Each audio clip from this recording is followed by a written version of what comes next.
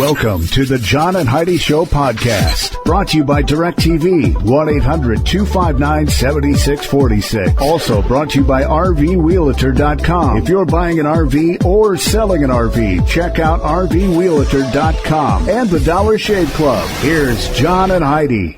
Thank you so much for listening to the John and Heidi Show on a Monday. Hey, baby, how you doing? Super. How are you doing? Fantabulous. Are you making fun of me over there? Just a little.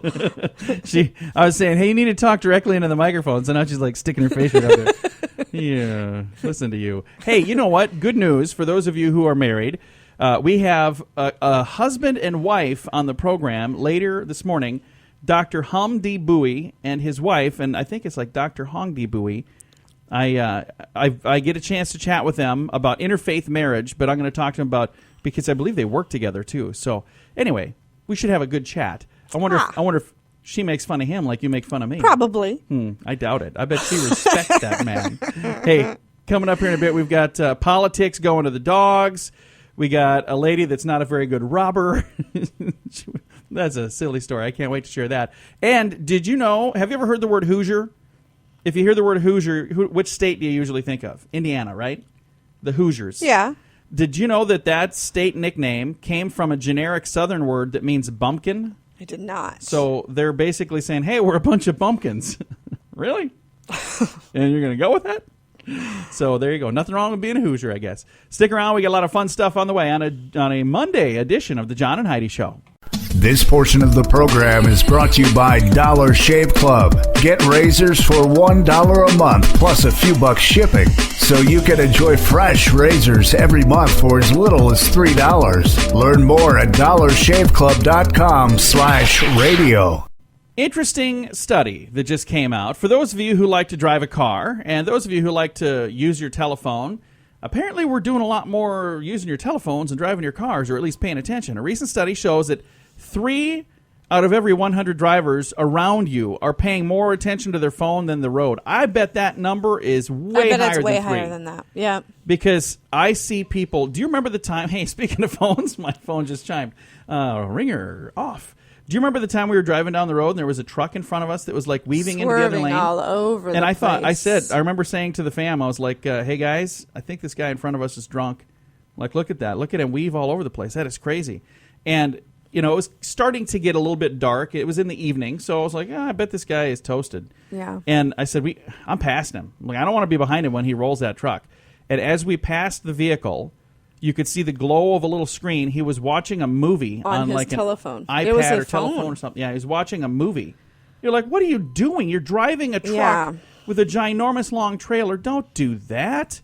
Anyway, a recent study show 3 out of every 100 drivers around you are paying more attention to their phone than the road. If you were one of those 3, hey, pay attention to the road. All right. We'll have some more fun stuff for you here in a bit, though, I promise. Thanks for listening to the John and Heidi Show. This portion of the program is brought to you by RVRealtor.com. If you want to buy or sell an RV, go to RVRealtor.com. List your RV for free. Learn more at RVRealtor.com. You know it's true because you heard it on the radio.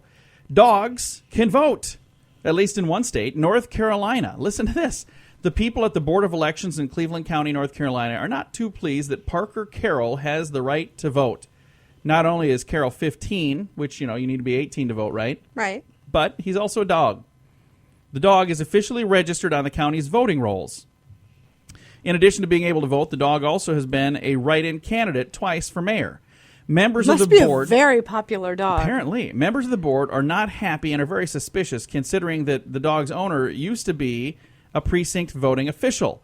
Carroll's owner claims that she never registered the animal, that she thought someone else might have done it as a prank. The pooch has yet to vote, though, and no one is really sure which political party he or she is a part of. I sincerely doubt the lady would really take her dog in to have the dog vote. She would be so much scrutiny would come her way if she actually did. So anyway, the dog's So what are they all worked up about if it's not voting anyway? Voted. They're just saying, I think what happened here, if you wanted to ask my opinion, not that you did, but I'll give you my opinion. I'll bet somebody was trying to prove that we have a broken system. Because I remember one time there was a movie, I don't remember what the movie was about, but there was a broken system as far as college admissions. and they were trying to prove what a broken system it was, and they had these students that were great students, but they just didn't have enough extra stuff, extracurriculars, and so there was a student that they enrolled. His name was L.E. Funt, and it was an elephant, and everything was fake. It wasn't even real, but they accepted this elephant, but they didn't accept these students that were really good. It was some movie. I don't remember what it was. It's been a long time ago, but I think maybe there's somebody trying to make a point here. They're saying, hey, you know what? I registered your dog to vote. Mm-hmm. So, just because it's registered doesn't mean that it's right. And they're saying, hey, the dog's only 15. That shouldn't have happened. And, oh, by the way, it's a dog, so that shouldn't have happened. Right. Anyway, it's true because you heard it on the radio. Wow. The John and Heidi Show is brought to you in part by the Keystone Treatment Center. This is your brain, and this is your brain on drugs. We share silly stories here on the program, but addiction is no joke. If you or someone you know suffers with an addiction to drugs or alcohol, make today the day you seek help. Call toll-free 844-204-1055. That's a toll-free number. Again? 844-204-1055. And this is your brain on drugs. Parents of an 18-year-old are suing a drug manufacturer and a drugstore for giving drugs to their son that overdosed. Only problem is he was not given the drugs by the drugstore, but the parents are suing anyway. The parents of an 18-year-old University of Florida student who died after taking a Oxycontin pill, they're suing a drugstore where the pill came from and the drug manufacturer. The problem is the boy didn't get the drug from either one of those places. The drugs were given to him by a friend who had stolen them from the drugstore when he worked there. Sorry. That lawsuit's not going to go anywhere. No matter, the parents are suing both the drug manufacturer and the drugstore anyway, apparently for, I don't know, somehow forcing their son to take a drug from a friend that stole it from a different place. Wow. I don't exactly know what their case is going to be. I think they're just looking for a way to make some cash. I have no People idea. have it's really no sad. common sense Here's the thing that anymore. I got to tell you. If I lost a son, their son was 18. We have a son that's 18. If our son was gone, I would be devastated as well. But you guys need to understand, don't take it out on an innocent party. The store had nothing to do with it. Even the manufacturer had nothing to do with it. Sue the friend. That's what you need to do. Just telling you. Don't sue anyone unless someone purposely and maliciously wrongs you. No, there you go. And then you definitely, if you have a case, you do it. But I'm just telling you, right here, right now, what I'm reading is very, very sad. And that's what happens when your brain is on drugs. This portion of the program is brought to you by Keystone Treatment Center. Addiction is no laughing matter. Call Keystone Treatment Center toll-free at 1-844-204-1055. It's usually a good idea to put on your disguise before you enter the place you're planning on robbing, right? If you're going to rob a place, you don't walk in and then put on, well, that's not exactly the way in the bathroom, Gail tried doing it. She's in Elkhorn, Wisconsin. Gail Fontaine walked into a convenience store carrying a rifle and a ski mask. Oh, my gosh. She headed to the back of the store where she was trying to put on the mask. She was bumbling and fumbling, and it caused some attention to be drawn her way. And then she said, I need to change my plans. So she claimed, well, I was carrying the gun because I was just out skeet shooting. And with a mask? Well, I was just going to try it on. No, they didn't buy that. She has been arrested for attempted robbery. Wow. That is definitely your moment of duh. Why would you do that? If you're going to rob a place, first of all, you belong on the moment of duh no matter what. But if you're going to rob a place, you're supposed to put the mask on before you go in. That's the whole point of the mask. Isn't it? Oh, yeah, it's supposed to hide your identity. I'm not a crack criminal by any means, but I'm just saying. All right, coming up, we have your scoop of the day. That is on the way.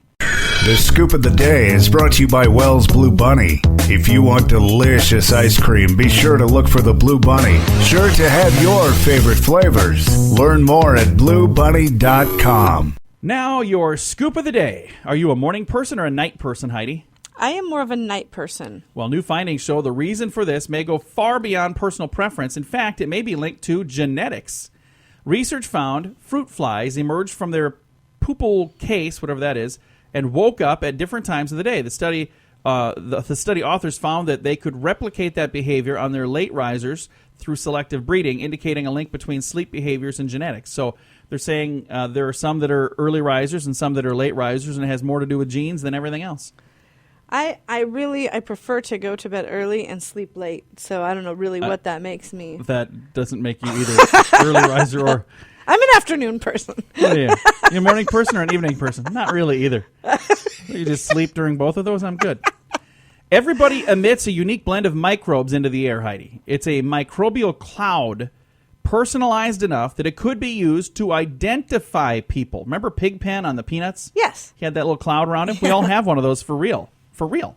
According to CBS News, a study finds that trillions of bacteria live on and around the human body. Ew. Together, these bacteria make up what researchers call a human microbiome. In the experiment, 8 people were asked to sit in a chamber for 2 90-minute periods. Researchers were surprised to find that they could identify most of the occupants just by sampling the microbial cloud. So they knew who was in there for that amount of time just by taking a whiff or whatever they did to examine the cloud. Weird. Like, yeah, John was in here. And let's see. Yep, Heidi was in here for a while. Oh, weird. But I think that's where, dogs will track people down, the bloodhounds, or they'll pick up your scent. I think that's all part of this microbial cloud. 28-year-old Julie Curtis sued the makers of a coffee machine and the makers of coffee mugs as well, even though the temperature of the coffee was shown to be exactly as it should have been, in accordance with the industry standards. The customer's lawyer claims the coffee was still too hot. The case was sent on to jury where they found defendants not guilty of any negligence, and they awarded her $0. So they're saying, yeah, good try, not going to happen. Yeah, so she was good. suing because the coffee was too hot. Yeah, good. That's ridiculous. I got to tell you, I'm not a fan of hot coffee. I love hot coffee. I'm not a fan. I put a little bit of water or milk or creamer or something to cool it off, but I certainly wouldn't sue the makers of a coffee pot and coffee mugs because I don't like hot coffee. That's my own thing. No, I love mine hot, like scalding Yeah, I hot. know you And do. once it cools down, I don't even want to drink it anymore. I know. Then you slide it over me. You're like, hey, you want my coffee? I'm like, ooh, hey, coffee. Thank you.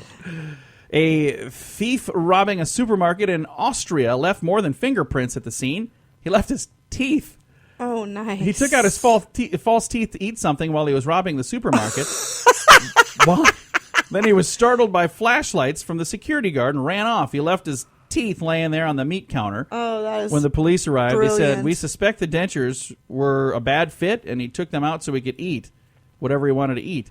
Thief is still on the loose, but police hope dental He probably records stole will help. those from somebody, too. Help capture them. That's why they were such a bad fit. You look like you're wearing someone else's teeth. I am. Why? They're better than mine. Anyway, they say that they're trying to figure out exactly who he is, and they're hoping that the dental records from the teeth will help. A Michigan man recently walked into a Flint, Michigan convenience store in a hooded jacket and approached the clerk with a gun and demanded all the money in the cash register. The clerk complied. When the robber returned to his home, police were there waiting. It seems that the jacket the man was wearing during the robbery was his high school varsity jacket that had his full name and his year that he graduated inscribed my right on gosh. it. So thank you so much for making it easier for the police. That is just dumb. Why would you do that? All right, time for our strange law. In Charlotte, North Carolina, women must have their bodies covered by at least 16 yards of cloth at all times. It's in Yeah, I think Charlotte, that's a North very Carolina. old 16 yards. law. I don't know. I have seen photos recently of People people in- on the beaches Yeah, and there stuff. you go. I really don't think that applies You don't think anymore. they still go with that? That's been your strange law. This has been your scoop of the day. Thanks for listening to the John and Heidi Show. This portion of the program is brought to you by RoughToughKennels.com. Dog kennels and accessories sent to your front door wherever you live. Your dog deserves it. Learn more at RoughToughKennels.com. Thank you so much for listening to the John and Heidi Show. And, this is a fun show because it's a husband and wife that do this radio program together. And right now I'm actually on the phone with a husband and wife, and we're going to be talking about how to discuss interfaith marriage with your children. And I've got some doctors on the phone, dr-humbui and dr-humbui. Folks, how are you guys doing today? We're doing good, and we are excited to be with your show, John. Yeah, well, we're really excited to visit with you guys. Now, first of all, how long have you two been married? 47 years. So you think this might work out, is what you're saying? Right. And now, you guys, 47 years, that's a long time. Congratulations. That's very, very nice. And you have a nice, unique perspective on interfaith marriage. Now, let's start with dr-humbui. What is your religious background? My religious background is Cao Dai. Okay. It's a noble religion from Vietnam, believing in the existence of the unique God, and all religions have the same God, and they are just different manifestations of the same rules. Okay. And Dr. HumbUi, what was your religious background? Originally, I am Buddhist, and then I learned about Cao Dai at a very young age. When I lived with my grandmother, and she worshipped on the altar both Mary and the Kuan Yin, and she worshipped both Jesus and Buddha. And then when I met him in his Cao Dai, and I learned that Cao Dai embraced all religions and teach that all religions have one same common God and have one same teaching of love and golden rule for everybody, and is open to everybody. So I embrace Cao Dai, and now I'm a Buddhist Cao Daist.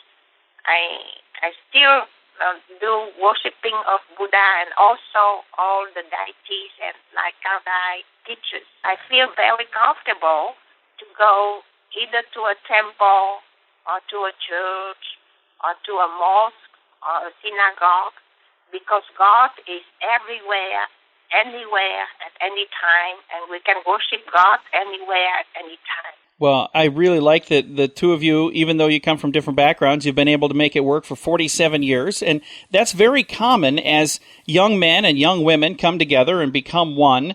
It's very common that they might not have the same religious background. So what kind of advice would you give to a couple that, as they're coming together, what kind of advice would you give for them to make it work no matter what their background is? Roughly, we experience three situations may arise when the partner comes from different traditions. First one of the spouse gives up his or her faith.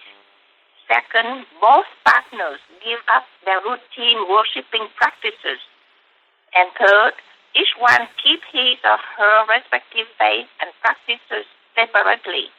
These situations are sometimes unfortunate. It does not have to be like that.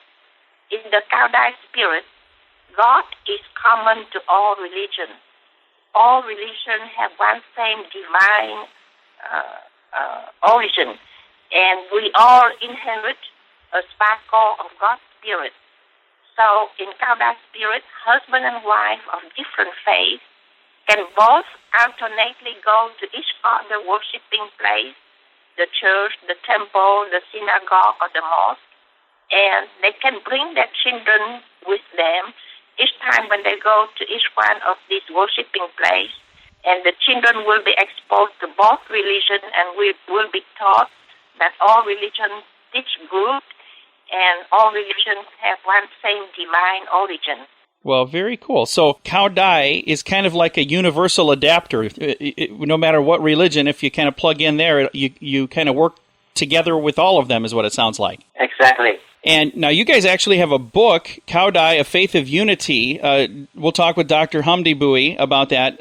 How long did you guys work on putting this book together, Dr. HumbUi? Almost 5 years. And if somebody's maybe interested in picking up a copy of the book, Cao Dai, A Faith of Unity, where can they find a copy of that? Oh, we can go to Amazon.com and look for Cao Dai, Faith of Unity, and you have the book available for ordering. And I really like what I'm reading here. It's talking about being able to build harmony and work together and love one another. And to me, I think that's what religion really should be. Whether we worship the same God or different gods, we should be able to love one another. And I think that to me personally is a really good way to just love one another. And I love that message. Yes. In fact, we teach our children that every one of us has the Spirit of God inside ourselves, the Spirit of the Buddha inside ourselves. And in Buddhism, Buddhism says that human and Buddha are one. And in Christianity, everyone can see the face of God in the other person in front of us. So in that spirit of universality, we can believe that we are all the children of the same Supreme Being. Very nice. Again, the book is called Cao Dai, A Faith of Unity. And I'm going to spell that because before we talked, I'd never heard of this before. It's Caodai, and that's how you spell it, A Faith of Unity. You can find that wherever you buy your books, and they're on the big online sites as well. So Dr. HumbUi and Dr. HumbUi, thank you so much for taking some time to visit with me today. Thank you. Pleasure being here. And do you guys work together quite often? Yeah, we right now work at the free clinic. And my wife and I work together as well. We work together every day. So you guys can probably relate to what we do every day. And I can't even imagine not working with her. I have people all the time that say, how do you guys live together and work together and make it work? You guys have done it for 47 years, so I guess there's hope for everybody, isn't there? Yes, that's true. We help each other. Exactly. And in the free clinic, we help her to see the patient, and in the interface of practice, we have the grassroots interface, gathering the youth together, and we work together and have good activity, good relationship with the good youth, the young people with a different religious background from different religious traditions. Well, that's really cool. Thank you for doing what you do. Thank you for helping out at the clinic there, and also thank you for putting out the book. We're going to send folks out to find it. Cow Day, A Faith of Unity. Find it online at your favorite bookseller. Thank you guys again for joining me today, and thank you folks for listening to The John and Heidi Show. This portion of the program is brought to you by carsforsale.com. If you're in the market to buy a car, truck, or van, find thousands of vehicles to choose from at carsforsale.com. Today is a very special day, Heidi. Do you know what today is? What is today, John? Today is Monday, the 5th day of October. It's Child Health Day. It's also Day of Unity, International Day of No Prostitution. Wow! So they all get to take the day off today, which That's is nice. it's Everybody nice. deserves They a day deserve off. a day off. Techies Day today, World Day of Architecture. Who's the most famous architect you can think of right now? Frank Lloyd Wright. That's the first name I think of, too. Who would be the second? If you had to come up with a second one, who would you think of? I can't think of another one. Mr. Brady. That's right, he was. What was his first name? I don't know. Anyway, those are the two architects. And if I had to come up with a third one, George Costanza. He's the most popular fake architect. No, it's not George Costanza. It's What? when he's an architect, he uses a different name. No, that was his name. Was George? Because he always pretended to be an architect. Anyway, World Day of Bullying Prevention and Blue Shirt Day today, World Habitat Day, and World Teachers Day. So we got a lot of stuff going on out there. But enjoy the structure that you're in today because it is World Architecture Day. So there you go. Thanks for listening to The John and Heidi Show. This portion of the program is brought to you by StoneGroupArchitects.com. It's more than a building. It's design and function working together. Check out the project portfolio at StoneGroupArchitects.com. Are you a big fan of yogurt, Heidi? You know, I have to be in the mood. I like yogurt. I don't like Greek yogurt at all. You keep buying that crap, and it's terrible. I don't keep buying it. I bought it like 3 times. Oh, it tastes like the plain that you buy or the vanilla stuff that you buy. It tastes like sour cream. Tastes like sour cream. It does. I was like, ooh, is this sour cream? Why would you Is want this to eat a yogurt? bowl of I sour don't know. cream? Some people must like it. If you're a big fan of yogurt, don't be surprised if you crack open a tub of yogurt and find an electronic sensor in there. How can you be sure if your yogurt is safe to eat? Well, to make sure you get the best yogurt possible, 50 tubes of fake yogurt containing sensors will be hidden in supermarkets to test how the cold storage systems and cold distribution systems are working. Apparently, a break in what they call the cold chain, where they send a cold product out and it goes from truck to store to warehouse to truck to store to. So this company decided, you know what, we're gonna send out some this yogurt. is a bad idea. No, it's a great idea. What if somebody accidentally swallows No, this thing? when you open it up, it'll say right in there. Let me finish reading here. So they're trying to reduce the risk of problems. So these sensors are hidden in containers, and they'll test whether dairy foods are kept sufficiently cold all the way through from the consumer or from the producer all the way to the consumer. They're the size of a watch battery, and they'll be introduced in 50 yogurt pots to be distributed nationwide in various brands of yogurt. But instead of yogurt, the tubs will contain an edible blue jelly and a warning to the consumer not to swallow the sensor. There's a $27 reward being offered to encourage you to send it back. Here's my question. Who came up with $27? What a weird number. Why not $25? Why not $30? I'm just saying. Hey. $27.18. It's just a weird will number. be yours. So I think it's really cool. So you're going to have like a blue Jell-O-looking substance with this little sensor floating in the middle of it Now, that tracks data. that would make you mad. If I was, You're getting ready. You brought your own lunch to work. You sit down. You go to eat your lunch, and it's some I got weird no fluid lunch. from Ghostbusters and you can't eat your food. There's some blue slime in here. And You got to wait a week and a half before you get your $27.18, so you can't even go out to eat. You'd find a way to make that bad. Coming up, we're going to talk about smokers. If you're one or if you know one, be listening. It's on the way. Thanks for listening to the John and Heidi Show. This portion of the program is brought to you by DirecTV, 1-800-259-7646. Also brought to you by RVWheelator.com. If you're buying an RV or selling an RV, check out RVWheelator.com and the Dollar Shave Club. Here's John and Heidi. If you're a smoker, you may be coughing your way to the coffin, according to Danish scientists. Hey, I read their headline. What'd you think? Was that clever or what? That was clever. That's so too. It says here, they report that at least 1 in 4 heavy long-term smokers who do not quit develop the deadly lung disease, chronic obstructive pulmonary disease. That doesn't sound fun. No. It includes chronic bronchitis and emphysema, and it's a leading cause of death worldwide. As the lungs are destroyed, signs will begin to show like fatigue, shortness of breath, difficulty breathing. So they're saying that smoking causes this and certainly makes it go a lot quicker. So if you're a smoker, they're saying, hey, how many times do we need to tell you that's not good for you? So there you go. And if you are a smoker, I'm not trying to poke fun because I can tell you my mother and father were both smokers from the time I was a little kid. My dad quit smoking in 95, the day that he died, and my mother quit smoking about 2 years after that, and she's still alive, and I'm so proud of her. And she talks about how much better she feels. So, but I know it's a really hard thing to quit. But if you want help, there are people out there that want to help you. So seek help, and they will certainly do what they can. Coming up, a new line of work, maybe. We'll tell you all about it on the way. This portion of the program is brought to you by GunUp.com. If you're a gun lover, you'll be in heaven at GunUp.com. Built by experienced military veterans, shooting sports competitors, and publishing professionals. They have awesome stories and articles that are read by millions of gun enthusiasts.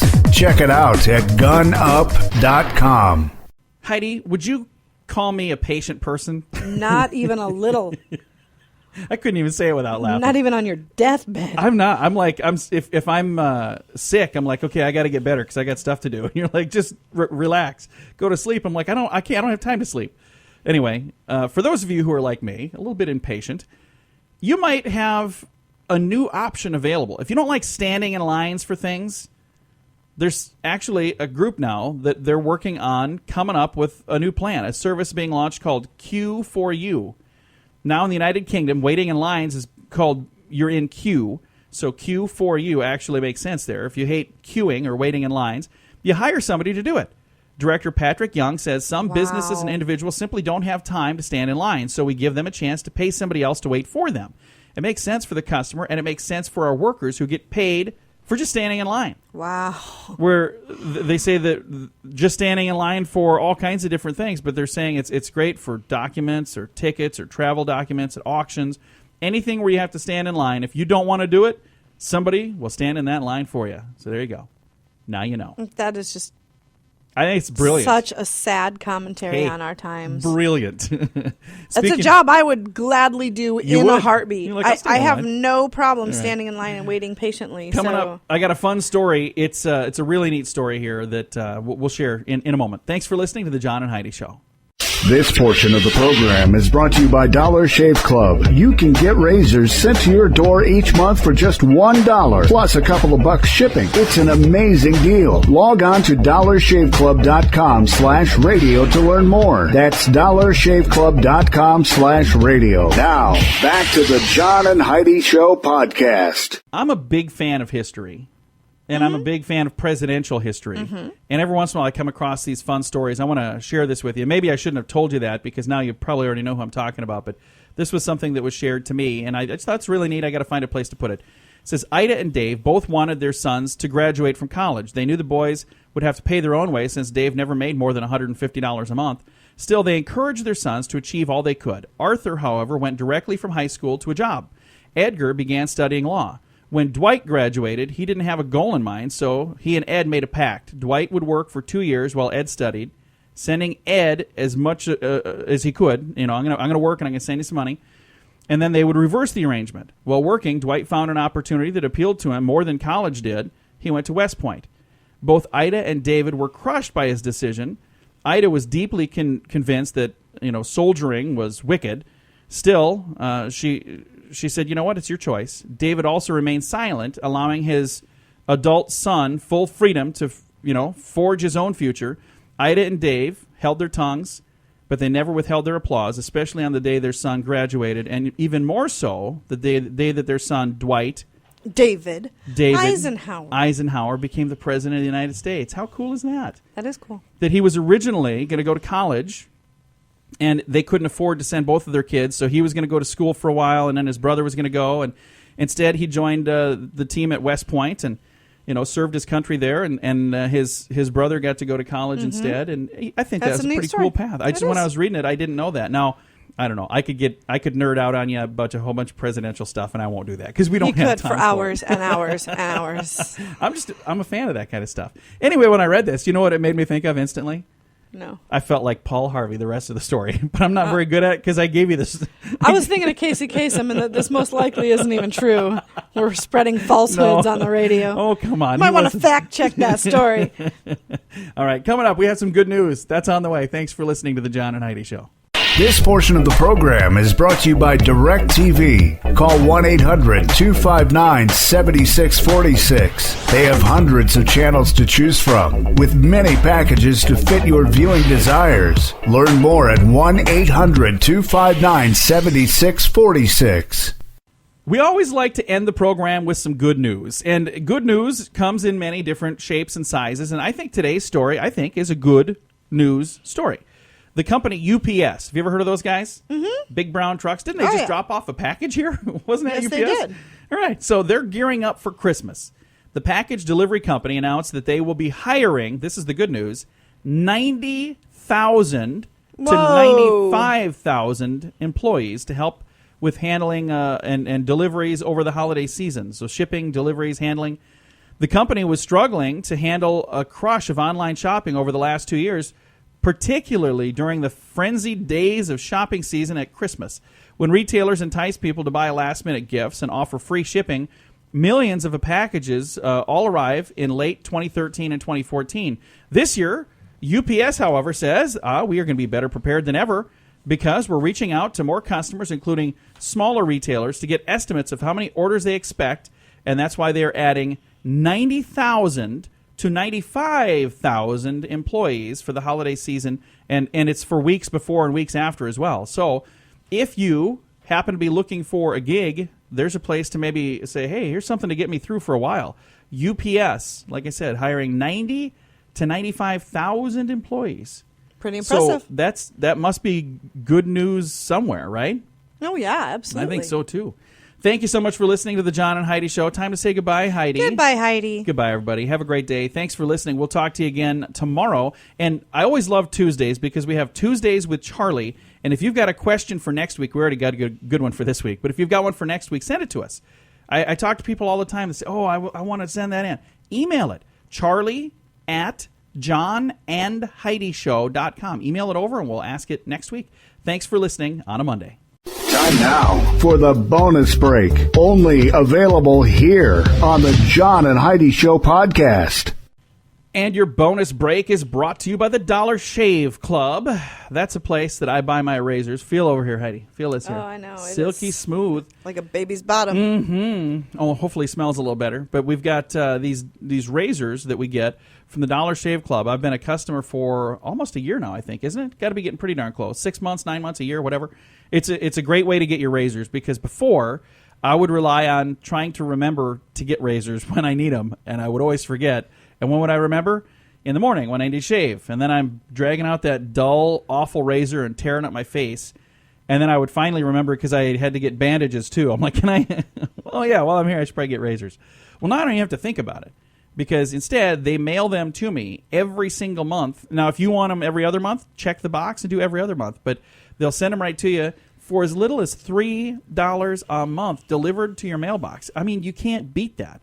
It's an amazing way to do it. They're upsetting a $17 billion industry. The makers of razor blades are not happy with them, but I'll tell you what, the customers love them. Learn more at dollarshaveclub.com/radio. Now, Heidi, have you ever had a milkman, like as far back as you can remember? Never. Nor have I. I've never had a milkman. I've only seen them on TV. And I know there are some places where they still have that. So if you live in an area where they still have a milkman. I think my cousin Nicole in Colorado. Does she? They do. They have a milkman. Well, very cool. See, I've not, in my entire life, I've never lived in a place. I knew people who worked for a dairy, but they delivered milk to grocery stores, and that's where we would buy them. So anyway, where I grew up, we didn't have it. But these are real notes to the milkman. Okay. These are real notes that a milkman somewhere had gotten. Number 1, dear milkman, I just had a baby, so please leave another one. So apparently they meant leave another bottle of milk, but they said, I just had a baby, please leave another one. So they thought that was kind of funny. Next, please leave an extra pint of paralyzed milk. Paralyzed? I think they meant pasteurized. Please don't leave any more milk. All they do is drink it. Milkman, please come to the gate. Please close the gate behind you because the birds keep pecking at the tops of the milk off. So they thought that if you closed the gate, the birds couldn't get in. These, again, are real notes to the milkman. Sorry not to have paid your bill before, but my wife had a baby, and I've been carrying it around in my pocket for weeks. I think he meant the check. The money. Yeah. Sorry about yesterday's note. I didn't mean 1 egg and a dozen pints, but the other way around. So apparently they asked for like 1 egg and a dozen pints of milk. So I think they meant a dozen eggs. When you leave my milk, knock on my bedroom window and wake me because I want to give you... I want to give me a hand to turn the mattress. Oh my gosh! Can you imagine? Hey, milkman, you want to come in and help me flip my mattress over? Oh my gosh, that's hilarious! All right, another one. Real notes to the milkman. Please knock. My TV's broken down, and I missed last night's Sopranos. If you saw it, I want you to tell me what happened. These are real notes to the milkman. My daughter says she wants a milkshake. Do you do it before you deliver, or do you have to shake the bottle? What? Do you do it before you deliver, or do I have to shake the bottle? So what does that mean? So apparently she wanted the milkman to make a milkshake? I don't know. Please send me a form for cheap milk. I have a baby 2 months old and did not know about it until a neighbor told me. Apparently she didn't know about the cheap milk. I'm pretty sure she knew about the baby. Another real note from the milkman. Milk is needed for the baby. Father is unable to supply it. From now on, please leave 2 pints every other day and 1 pint on the day in between, except Wednesdays and Saturdays when I don't want any milk. That's clear as mud. All right. Dear milkman, my back door is open. Please put milk in the fridge. Get money out of cup and drawer and leave change on kitchen table because we want to play bingo tonight. Okay. All right. Please leave no milk today. When I said today, I meant tomorrow, for I wrote this note yesterday. Or is it today? You're way more amused by these than you should be. Because it's people, they know what they mean, but nobody else knows what the heck they mean. All right, only 2 left. Real notes from to the milkman. When you come home with the milk, please put the coal in the boiler. Let dogs out and put newspaper inside the screen door. P.S. Don't leave any milk. So they're saying, hey, if you could let my dog out and put the newspaper inside and throw a little coal in the boiler. Do milkmen really just do all of this I stuff have when they're at no your clue. house? I don't know. And our final note to the milkman. No milk. Please do not leave milk at number 14. Apparently the no with a period meant number. No milk. Please do not leave milk at number 14 either. He is dead until further notice. Until further notice. I think he's going to be dead forever. I think they meant don't leave milk at the apartment 14 until further notice because that dude died. Right. Anyway, some fun stuff right there. For those of you who have a milkman, you have to leave some fun notes so maybe they can make it in there. I think they still do that in England, maybe. Where they do milk? I don't know. I think so. I've never had a milkman. And a lot of those said pints, which leads me to believe that a lot of these were probably British. I think they still sell milk in pints here. I don't know. I have no clue. Anyway. No, we're quarts and gallons. Are they really? Yeah. I have no idea. Where do you shop? I don't. I just drink it. When it comes to me, it's quite often in a nice little mug like this one right here. You mean they don't deliver milk in mugs and cups and glasses? See, I don't know how this stuff works. All right. Have a great day. That's been your bonus break, brought to you by the Dollar Shave Club. Learn more at dollarshaveclub.com/radio.